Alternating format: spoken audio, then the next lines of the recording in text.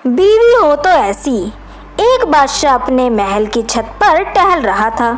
टहलते टहलते उसकी नज़र महल के नज़दीक घर की छत पर पड़ी, जिस पर एक बहुत खूबसूरत औरत कपड़े सुखा रही थी। बादशाह ने अपने एक बांदी को बुलाकर पूछा, किसकी बीवी है ये? बांदी ने कहा, बादशाह सलामत, ये आपके गुलाम फिरोज की बीवी है। बादशाह नीचे उतरा। बादशाह उस औरत के हुस्न का, जमाल का सहरा सा छा गया था। उसने फिरोज को बुलाया। फिरोज हाजिर हुआ तो बादशाह ने उससे कहा, फिरोज, हमारा एक काम है। हमारा ये खत फला मुल्क के बादशाह को दे आओ और इसका जवाब भी उनसे ले आना। फिरोज उस खत को लेकर घर वापस आ गया और खत को अपने तकिए के नीचे रख दिया। सफ़र का सामान तैयार किया और रात घर में गुजारी और सुबह मंजिल मकसूद पर रवाना हो गया। फिर क्या था, इधर जैसे ही फिरोज नज़र से ओझल हुआ, बादशाह चुपके से फिरोज के घर पहुंचा और आहिस्ता से फिरोज के घर का दरवाज़ा खटखटाया। फिरोज की बीवी ने कहा, कौन है? बादशाह ने कहा, मैं बादशाह हूँ, तुम्हारे शौहर का मालिक। उसने दरवाज़ा खोला। बादशाह अंदर आकर बैठ गया। फिर उसकी बीवी ने हैरान होकर कहा, आज बादशाह सलामत यहाँ हमारे गरीब खाने में? बादशाह ने कहा, मैं यहाँ मेहमान बनकर आया हूँ। फिरोज की बीवी ने बादशाह का मतलब समझकर कहा, मैं अल्लाह की पनाह चाहती हूँ आपके इस तरह आने से, जिससे मुझे कोई ख्याल नज़र नहीं आ रहा। बादशाह ने गुस्से में कहा, ए लड़की, क्या कह रही हो? तुम शायद पहचाना नहीं मुझे। मैं बादशाह हूँ, तुम्हारे शौहर का मालिक।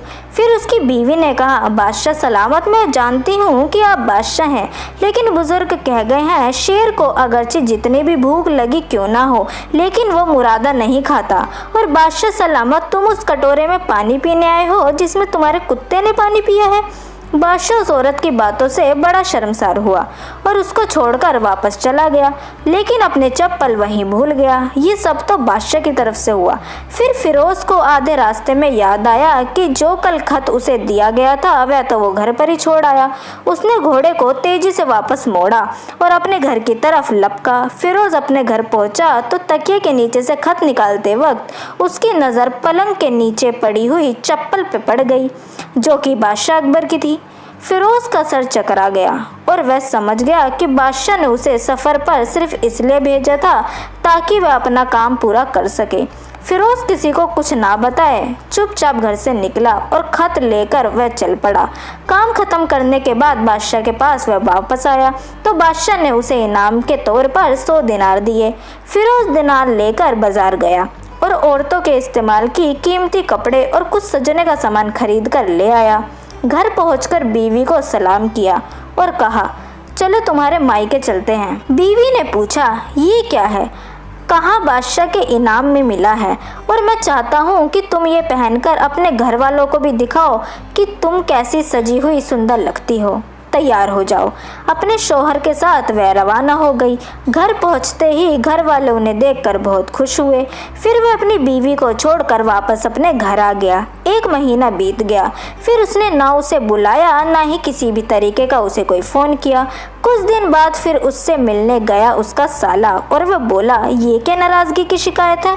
हमें क्यों नहीं बताया? क्या बीच हुई है आप दोनों के बाद? हमें बताइए, हम इसको सुलझाएंगे या फिर हम काजी को बुलाएं। फिरोज बोला, मेरे जिम्मे में जितना उनका हक बाकी था वो मैं पूरा अदा कर चुका हूँ। तब भी आप लोग इस केस को काजी के पास लेकर जाना चाहते हैं तो चलिए। अगले ही दिन काजी ने फिरोज को बुलाया। काजी उस वक्त बादशाह के पास बैठा हुआ था। लड़की के बयान में कहा, अल्लाह बादशाह सलामत और काजी साहब को सही सलामत रखे। लड़की का भाई बोला, काजी, हमने इस आदमी को इतना सुंदर सजा बाग दिया था और इसने उसे इतने सालों खूब इस्तेमाल किया और अब हमें वापस कर दिया। काजी बोले, तो लड़के, तुम क्या कहना चाहोगे? इस बारे में फिरोज ने कहा, काजी साहब, जो बाग मुझे दिया गया था मैंने उसे बेहतरीन हालत में वापस किया है। लड़की का भाई बोला, लेकिन काजी साहब, इसके पीछे कारण क्या है ये भी तो पूछिए। इन्होंने इस बाग को क्यों वापस किया? फिरोज बोले कि मुझे इस बाग से कोई नफरत नहीं है, पर यह बाग मैंने झूठा होते हुए देखा है। ये बात बादशाह सुनते ही खड़े हो गए और बोले, शेर तुम्हारे बाग में आया जरूर था, पर उसने किसी तरीके का कोई फल नहीं तोड़ा और न ही वहाँ से कुछ चुराया। तुम्हारा बगीचा अभी भी उसी तरह बिल्कुल साफ है।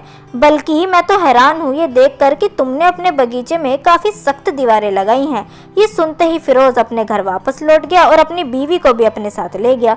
अब ना तो काजी को कुछ समझ आया और ना ही उस लड़के के भाई को, लेकिन ये बात अंदर ही अंदर बिल्कुल ठीक हो गई।